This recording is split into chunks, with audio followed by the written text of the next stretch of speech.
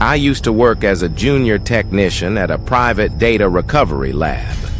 Most of our work was simple. Damaged phones, broken hard drives, corrupted files.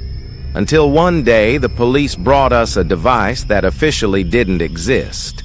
It was a small black recorder. No brand, no serial number. They told us it was found inside a burned apartment. The strange part?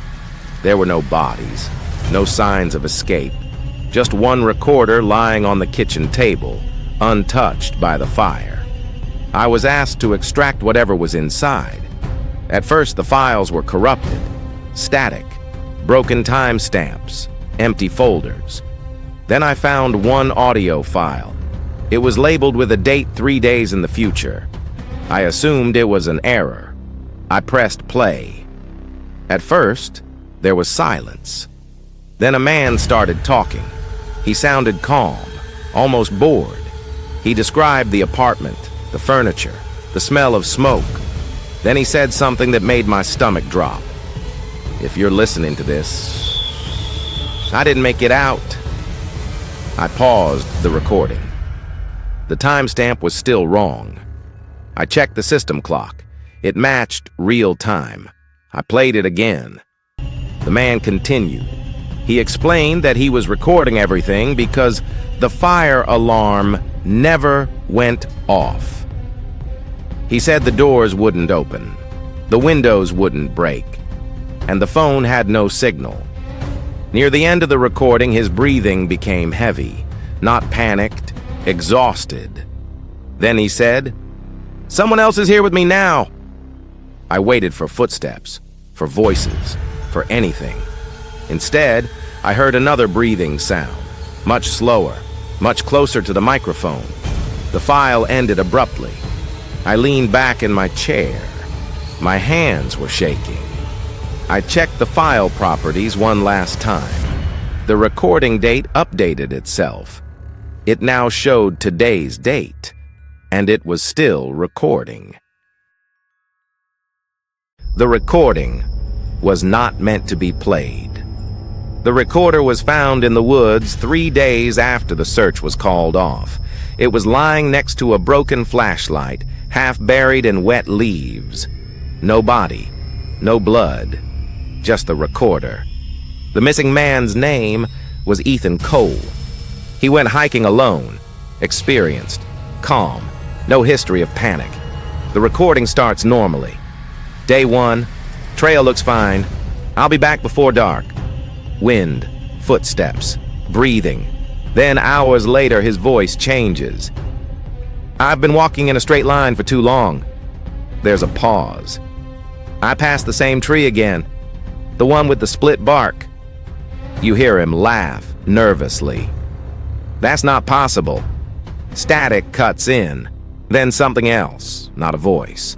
A sound like someone trying to breathe through a closed throat. Ethan whispers, "I'm not alone."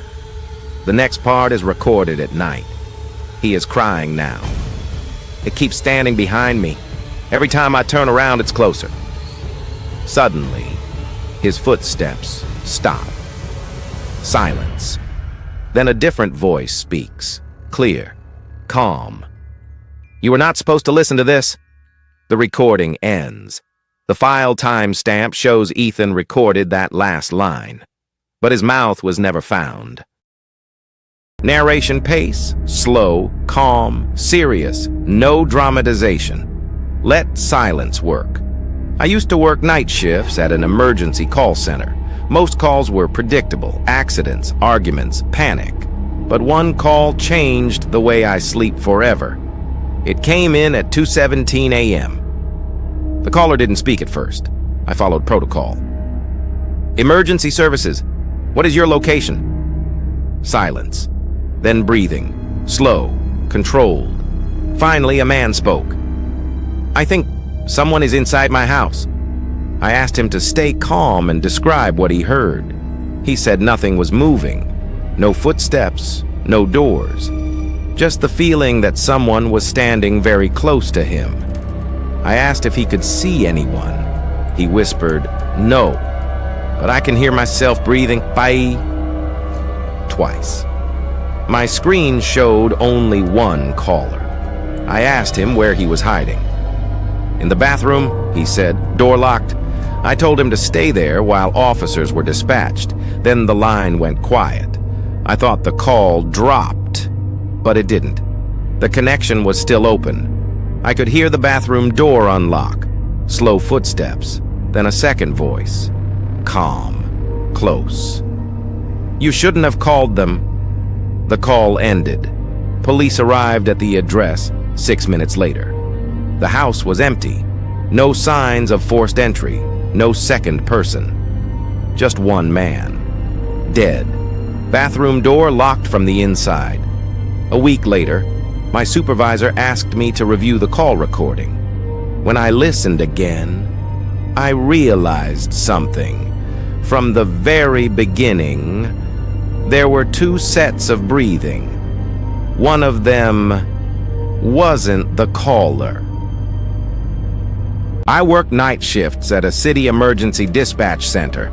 Every call is recorded. Every call is logged. That's what we're told. Last winter, during a quiet shift, I received a call that never appeared on my screen. No caller ID, no location, just a voice.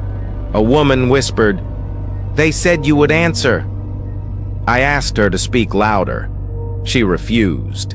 She said if they heard her, she wouldn't make it through the night. I tried to trace the call. Nothing. I asked for her address.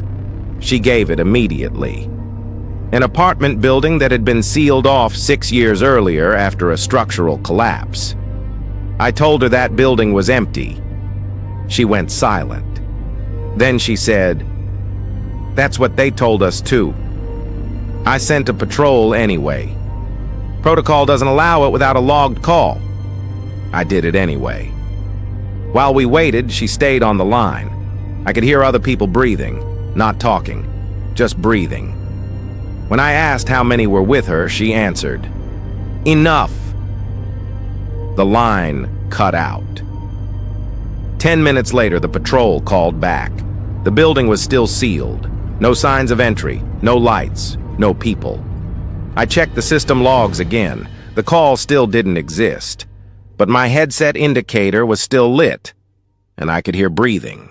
I worked as a night delivery driver for 3 years.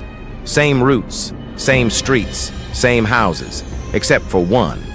The address appeared on my scanner only once. No customer name, no instructions, just a location far outside the city. The road was unpaved, no streetlights. The house stood alone. Lights were on inside. I knocked. No answer. I tried the door. It opened. Inside, the house was fully furnished, warm, lived in, but completely silent. I left the package on the table and turned to leave. That's when I noticed something. The calendar on the wall. It showed today's date, crossed out. Under it, written in black marker, "You're late." My scanner beeped. Delivery completed. As I stepped outside, the house went dark. The next day, I checked the route. The address didn't exist. Neither did the road. But the scanner history showed, delivered, recipient confirmed.